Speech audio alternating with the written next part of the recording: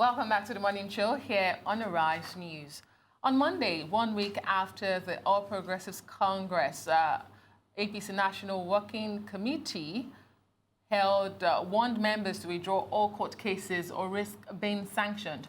President Muhammadu Buhari issued a statement through his media spokesperson, Femi Adesina, stating his disagreement with the leadership on how party members should address their grievances. Now, the president said, quote, "We can't deliberately deny people of their rights," further stating that he believes the court is the last option for aggrieved members to seek a redress.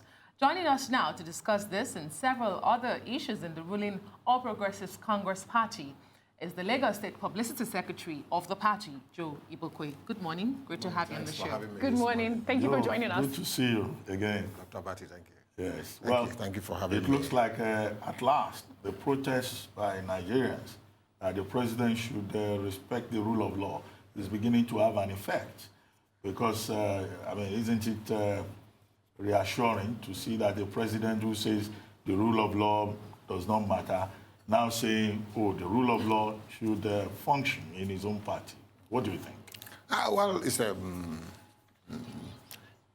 don't forget that the president is the leader of the party. The leader of the party, and a box must stop on his table. He has to take up the issue of leadership. That's what it means. People should be allowed to exercise their, freedom, whether it's fundamental human rights or freedom of expression or freedom of seeking redress in the law courts. So I think both of them are on the same page. Talking about the party chairman, and the party chairman is talking about, okay, you cannot be taking the party to the court, and you are still a member of the party, but that's the hard stance. But when it comes to the issue of leadership, the president must take it as the leader of the party, and what he said is in tandem with, But isn't this a comment on the party leadership itself? No, it's like this. There are persons who have been accusing Adams Oshomole of behaving like a headmaster, and for being too authoritarian. Don't you see this as an attempt by the president to check him? Because, Oshomole is blowing hot. Some governors are fighting him. And now, do you think this is an attempt by the president to say, look, don't mess up this party further. Allow people to have their say. If you say he has been messing up the party, that's a very hard one. Well, I'm quoting people. We specifically pleaded with him to come to the saddle, to provide what he's doing now, strong leadership. Because that's what we need. Well, are you saying Oyegun was a weak leader of the party? I don't want to talk about it, but there's a world of difference between both of them. So you didn't one has a background of an active labor man and a governor for 8 years. So he has a lot to bring to the table, stamping his feet down, because that's what is needed at a time like this. We cannot wish that away, but some governors are getting out of hand, that they need to follow the party guidelines and party rules and regulations, and you needed a strong person like Oshomole to stamp his feet down. So, talking about the governors, is this not affecting what you just said now? Is it not affecting the party adversely? No, it's across board. In Imo State, we hear that supporters of Okorocha, they are moving to another political party. In Ogun State, we hear that supporters of Governor Amosun have also moved to another party.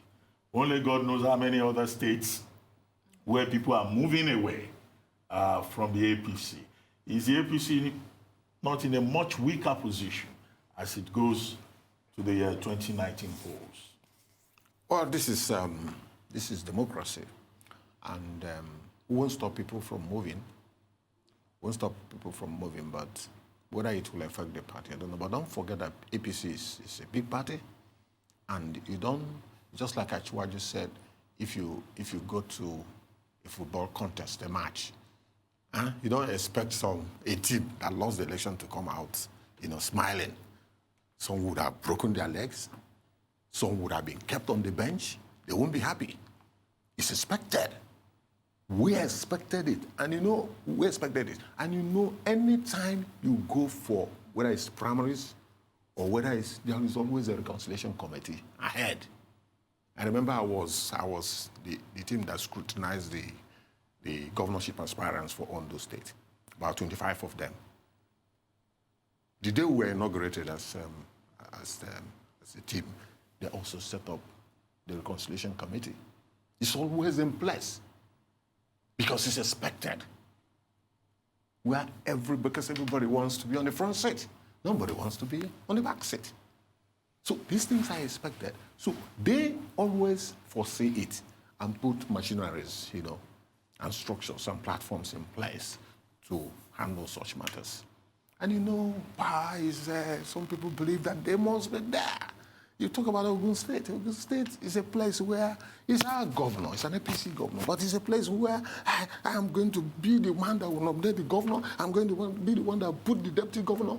And this is a state where the vice president comes from. This is a state where Obasanjo comes from. If you look at it, Oshoba, all of them, it's a big state, that state. And say, one man, we have to do that. No, we have to say, look, there's a place that you must stop. There's a place that you must allow the party. If the party chairman cannot act under that circumstances, then you know he's not a leader. So what we're talking about. So these things, what I'm saying in essence, is these things are expected. And we always foresee it. That's why you always set up a reconciliation committee ahead, even before the scrutinization, starts. Well, it's good you mentioned Ogun State, where I consider myself one of the stakeholders.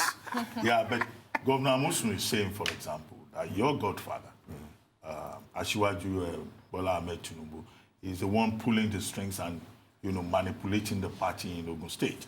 And his major position is that he's not going to allow, somebody from outside Ogun State to come and dictate what happens in Ogun State politics. Maybe that's why he's trying to protect the party in Ogun State and his own territory. Okay, I hear you. Is it now that he's realizing that Asiwaju is not from Ogun State?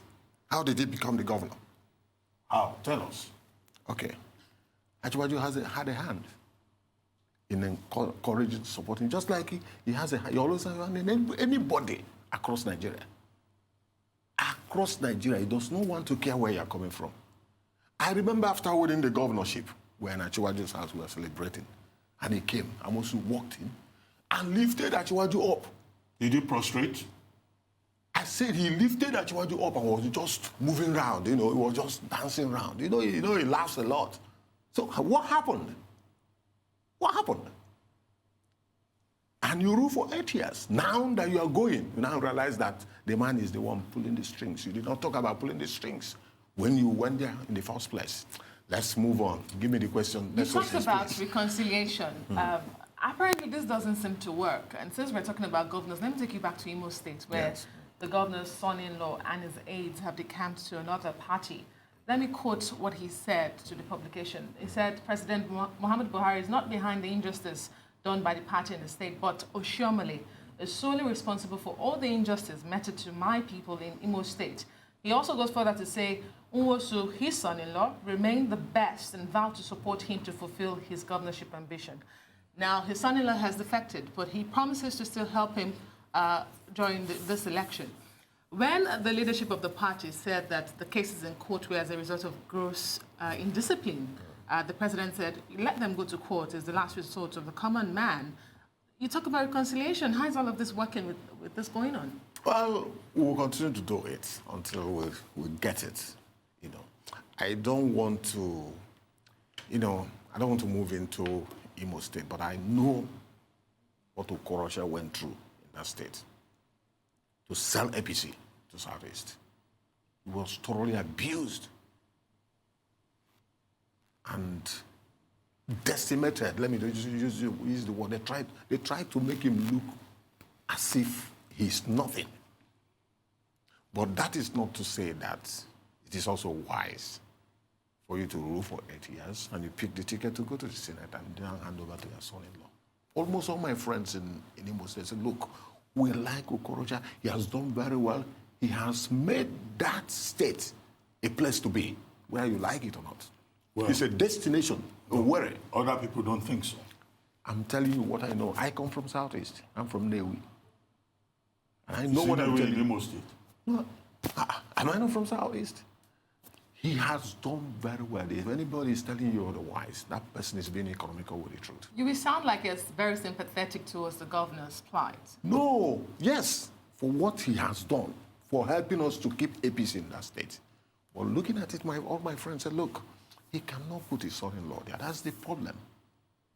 I'm on the same page with the governor, but when it comes to the issue of that son-in-law from the name, there's no,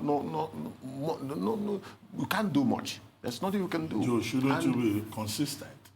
I mean, in Imo State, you are making a case and you are saying, oh, the only problem is the governor's nepotism. No, but in Lagos, which is your political base, yes, you know, we have had instances of nepotism. Can we have one? I've been here, so yeah. I know about Lagos politics. I've been here since 1985. Their sons-in-law, their daughters in strategic positions. As governors. You never complain. As governors. As whatever. As governors, As okay. whatever. No, you know the details. We are talking... So we should be consistent. Yeah, no. When you talk about governor, a governor no, is... the same rule should apply universally. No. People, please, if you have a son who is qualified to sit where you are sitting here, and you have a place to put him. This is not a political position. This one is a professional. I'm just using this one as an example. Yeah. He should be a professional also. Your son can be a lawyer, he can be a political scientist and all that. You cannot say because he's your son, you will not push him to go and work somewhere. But we're talking about being a governor. Left for me, I would have said, give Okorocha Imo State to do whatever he likes with. Because I know what he went through there. But I can't control what is going on there. My friends, because I heard that position. I said, Okorocha must have Imo State so that it will serve as a lesson to other people. But when you come to this issue of putting son-in-law, I don't know how to argue. I don't know how to present my case again. Because almost all my friends say, look, Igbokwe, we have been agreeing with Okorocha. Yes, Okorocha has done very well, but we will not allow him to do this. How come? And then there is this zoning system in Imo State that will be totally debased, you know, and if it's allowed to be. So all these things are there, but I don't want to dabble into it anymore because I have love for culture for holding on APC in the Southeast. I find it difficult to say this, but I have tried to maintain my definite silence on this matter. All right, let's stay in the Southeast. Okay, so you said that voting President Buhari in 2019 will yes. pave the way for Igbo presidency, correct? Yes, of and course. The president also has, come out to support an Igbo presidency. Yeah. Why the sudden interest? What is the keen interest in Igbo votes? That's what I really... Is it because the PDP has a vice president candidate who is from the Southeast? What is all this Igbo votes all about? All of a sudden, for me, it's not all of a sudden. It's very clear. Igbo will remain a critical and very vibrant section of this country. Very important segment of this country. You can't just dismiss them with a wave of hand. 1999, we saw, there has been this call for Igbo presidency. If you say the war has ended, let the war end. And let us see everybody aspiring to be the number one, irrespective of where you're coming from. So, but we are saying, yes, you can get it. That APC provides the shortest distance. Now, what will you do? Let's see your votes, because votes must count. It's a game of numbers. You know, the fallout of Biafra stuff, all some of these things, and the failure, the fallout of 2015 elections, that people are still very angry. And you cannot be angry and box yourself to a corner and you think you're going to remain relevant, or you have to use other people's votes to become president. We said, if you want to be president, do play the politics. Align with other sections of this country. When is the APC at the national level going to get on with the campaigns for 2019? I know the president has launched the next level document, but since that, it looks like the president has been leisurely about the campaign. Is the APC taking it for granted that Nigerians will vote for President Buhari without real hard work? Dr. Bati, Yes. we are not sleeping. Really? If you know what is on the ground. You know, to the surface, you look as if nothing is going on, but in every section of this country, something is going on. Every second, every minute. We're not sleeping, you know, and we're not taking anything for granted. We're fighting for every inch, every feet, every mile, every kilometer.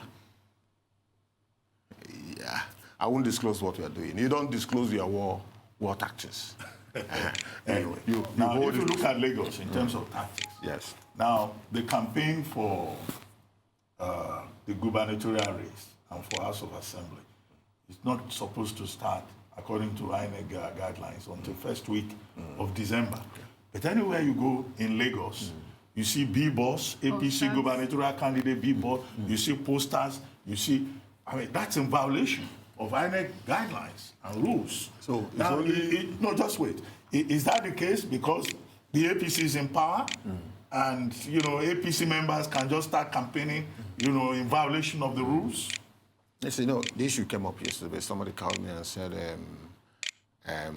Jimmy Abaje campaign organization issued a statement that the electoral rules are being violated. You know, there are posters everywhere. If you don't know, and I went out of Lagos, I saw Jimmy Abaje's own. All over true. No, I didn't ask you about, well, the same principle applies to any candidate. That's what, so who is complaining? Me, I don't know. People wake up, let me tell you, people will go and print posters and put somewhere without you knowing.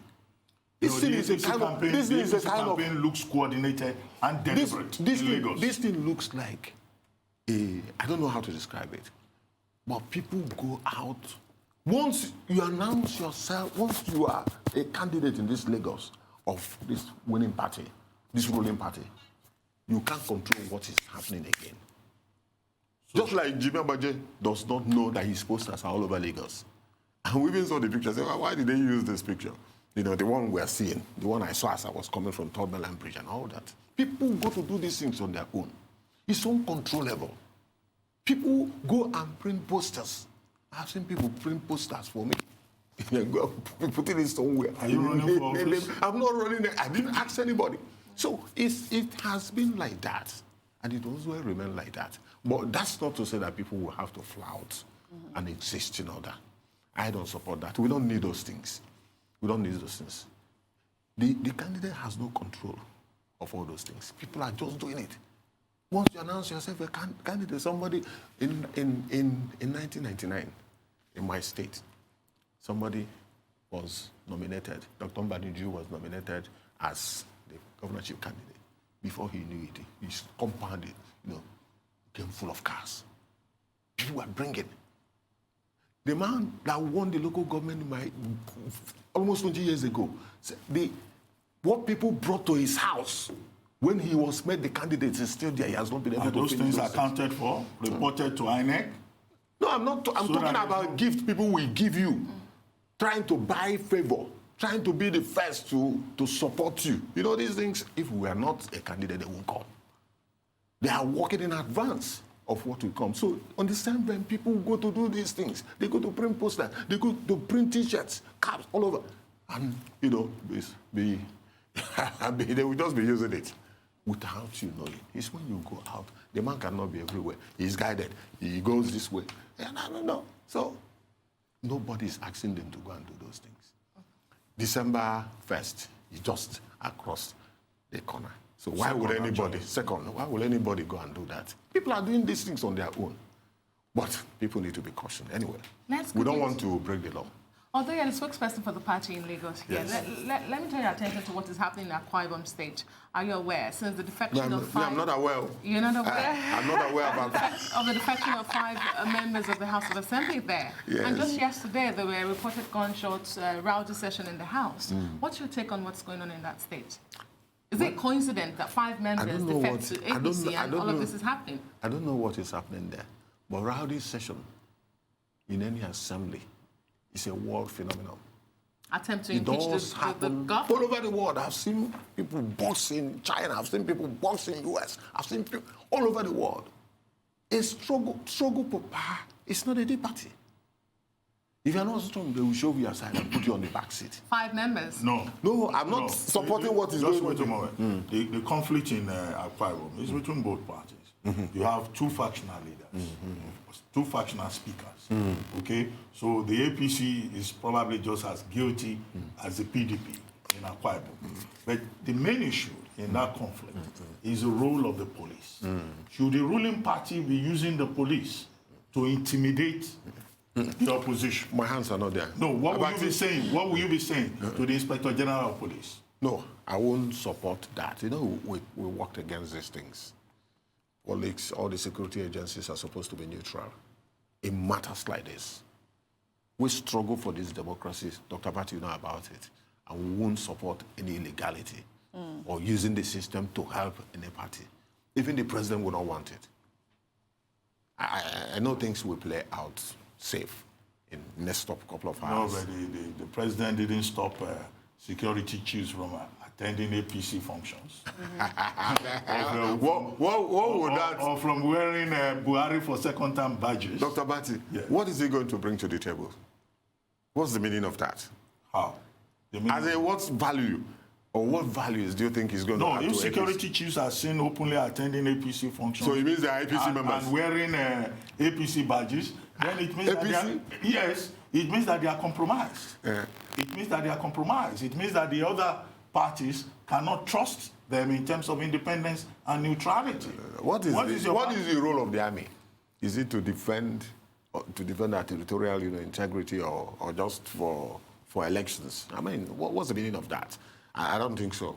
I don't think so. We should move beyond those primordial sentiments. No, when you say you don't think so, are you saying the security chiefs should not do that? Well, I didn't see them. Well, I don't see what is... Did you see them? No, it's reported in the papers. I didn't see them. I didn't see them. I didn't see them. And whether they attend or not, it's not. No, but what is your position? It's immaterial. What is your position on... I don't have a position on that. Law enforcement agents getting involved in politics. Okay, you have not seen some of them that retired and went into politics. No, serving law enforcement agents. Okay. What's your position? They're wearing APC garments, I'm trying to find out what is...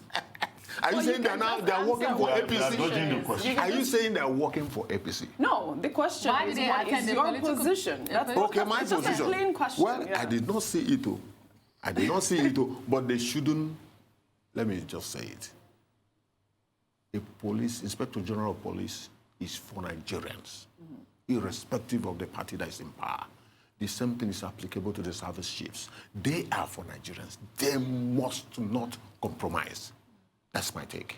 I'm almost on the same page with you. They must not compromise. I just have one more question before we wrap up. I just like for you to address the allegation reports that are saying that the federal government is using trader money to support Lagos State governorship campaign. Lagos State? No, yes. The money is not... That trader money is a vote-buying strategy. Vote-buying strategy. Well, that's what she said. I'm even talking specifically for Sanwo-Olu, Lagos State. No, but it's general. The trader money scheme, social investment program. And if not, how is he funding his campaign as well? So, I mean... yes. Don't worry about it. Okay, but could you quickly address trader that? money is a revolution. If it's a vote buying something, then it is good. How? It is good because it's not been done before. A friend of mine said, who wanted to be governor, wanted to vie for the governor of Oyo State. Said he went during the door-to-door, meeting people. Somebody just came to me and said, "Look, you can empower people. That's the only way you can make an impact." And he said, "How much?" And I said, 10,000. He said, "What is 10,000 going to do to somebody?" He now said, the guy began to break things down. What 10,000 can do. You can use 10,000 to buy a basket of tomato, and after selling it, you can make 2.5. You can use 10,000 to buy vegetable or yam. After that, you make money. That he didn't know 10,000 can go can make somebody come back to life. And these are, and it's only women can do that. Women, market women. So, and somehow they started the idea. And today, it's just like it's a revolution. And they're happy. So if you call it vote buying, that's your own take. Me, I don't know about it. The only thing I'm telling you is that we have empowered Nigerians, and it's working. I'm saying, a post I did the other day, I said, look, raise it up to 30,000. Go and collect all the stolen money. Sell the assets that you have recovered and hand it over to the common people. Recover the marginal oil fields. Don't give it to big men again. Get a company to manage it and give the money to women. You will see wonders. Women know how to manage business. I'm telling you, when you give a man 1 million, he will fail. If you give a woman 20,000, he will succeed. They know how to manage. And they pay back. Give men loan, they will go and use it to marry more wives. Not all of them anyway, but majority of them. But give it to women. Your comment is sexist. No, but it's what I have found out. It's what I have found out. Give them loans. They will start using it as their own personal money. So you are against polygamy? My father had 4 wives. How many do And we you are have? better. Well, He's for polygamy. That's what he just said. He is not answering the question. What he just answered. just don't go for that. Just don't go for that. I came from a very, I came from a polygamous family, and I grew up better. I learned a lot. It made us very strong. Oh, great. But it was a struggle. That's a struggle. positive Struggle. thing. Everybody is struggling for her children. Every mother is struggling for her children. And we learned a lot. It was not easy, but it made me very strong. That's a positive. Thank you very much, Igbokwe. Thank you. Always a delight to have you on the morning. Thank you, Dr. It's very Martin. nice to have you here. That's why. Thank you. It's just your name. OG Okwe. Okay. Nice talking to you. All right. Thank you. This morning. That's all from Joe Igbokwe. We'll take a short break now.